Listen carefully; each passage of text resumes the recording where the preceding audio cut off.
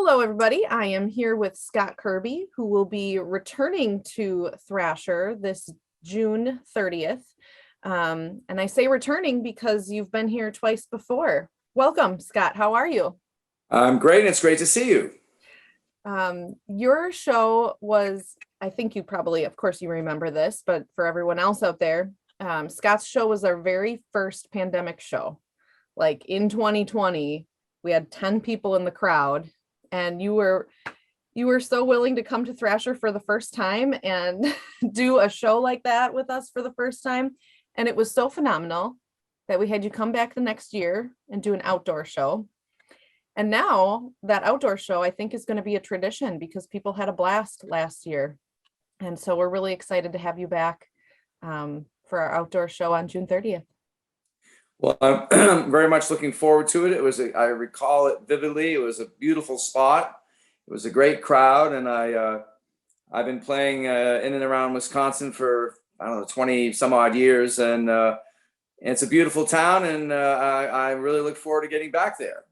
Yeah, you can tell that you've been playing in Wisconsin that long because you have fans everywhere. In fact, after that first show where only 10 people could come, I had lots of people come up to me and like not upset that they weren't there, but there was that FOMO, like that fear of missing out. How did I miss this guy in Wisconsin? Because typically these folks have seen you in Key West. That's where they know you from. A lot of people have met me in Key West over the years when I used to play I was part owner of a music club there for years, which I don't play any bars anymore like that, but I did back in my younger days play there. But I think, to tell you the truth, the majority of people around the country discovered me on satellite radio. There, of course, are a lot of people that have run into me in Key West, but about 15 years ago, I started getting a lot of airplay on Radio Margaritaville, which is Jimmy Buffett's satellite. And I actually told Jimmy last year when I saw him that if he hadn't started that station, I don't think I would have the ability to tour around the country like this. That really gave me a lot of visibility, in addition to the people I met in the Keys all those years. Well, speaking of touring all around the country, you actually just came back from touring outside of the country in Ireland. How was that tour? Well, it was amazing. I traveled with an Irish musician named Gabriel Donahue, who played with the Chieftains for a long time. And this is our third trip. So we take 40 or 50 people with us.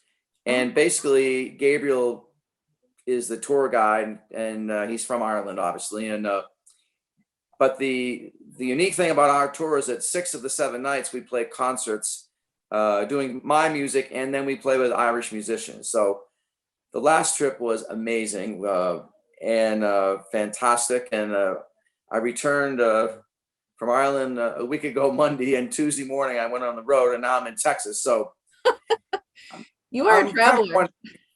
Yes. So, and before I see you on June 30th, I'm going all the way to California and back. So. Well, and I think that's another thing people really like about you and your shows is that you because you've been so many places and had so many different experiences, you really bring a lot of storytelling to your show and through your songwriting. And so people who are watching your show get to take this little mini trip with you, so to speak, to whether it be the Keys or Ireland or whatever you've written about. And I think people really enjoy that.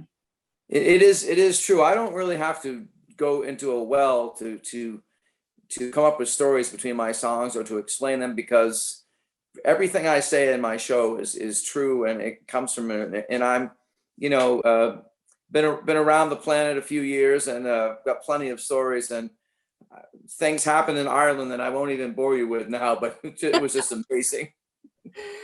Well, and I think that's the other thing people like is your authenticity, and you feel very natural on stage with these stories and these songs. For anyone who hasn't seen Scott, you have like this sort of 60s, 70s vibe. Margaritaville can be woven in there a little bit, I would say. And you play songs that people know and love from that era, and then you mix in your originals, of course, which feel very much like songs we know and love. Which, even if you've not heard it, it feels familiar and good. Yeah, I grew up in the early 70s singer-songwriter movement. So all my people that inspired me were from that era, probably the golden era of singer-songwriters. I mean, from Absolutely.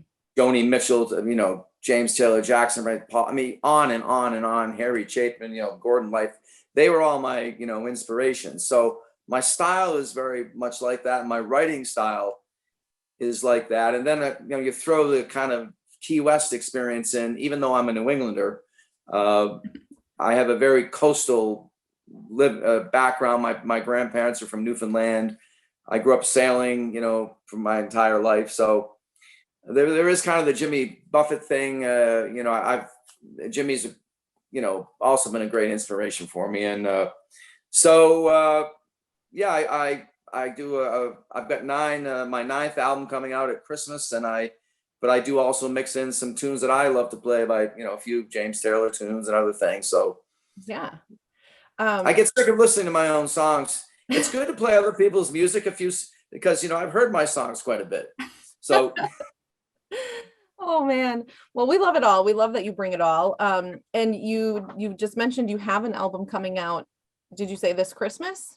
yeah, so I went to record it in January in Nashville, and the day I got there, the producer called me and said he had COVID. Oh, He bummer. and then and I had just seen him in Key West the week before, and I said, I'm not feeling great either. So I took a test and I had COVID. Oh, bummer. So the whole project's been delayed a bit. So I've just decided to plan on releasing it, a couple of weeks before Christmas. So Well, that's perfect because then everybody can get it as Christmas gifts for their loved yes. ones. You And couldn't have planned it maybe they better. can actually buy a CD player too. Although this time we're gonna make it available digitally as well. So there'll be Awesome. yeah. So Well, Scott, thank you for your time today. The tickets are selling well for the show. Folks, if you haven't gotten them, you can get them on thrasheroperahouse.com. It is an outdoor show, so you can kind of channel those Key West vibes, but instead of on the ocean, we'll be right on the shores of Green Lake, which is our own little slice of heaven. And again, thank you to the Havies, Mike and Jill, for giving us that space to use and beautiful space for some beautiful music. well, great. Thank you for having me. I'm off to a little rehearsal. We're playing a show tomorrow night with Old Crow Medicine Show here in Texas. So What an probably be good. awesome life you have. I'm very blessed, very fortunate person. I'd never take it for granted. Oh So my gosh. Well, we're looking forward to seeing you, and we will see you on June 30th.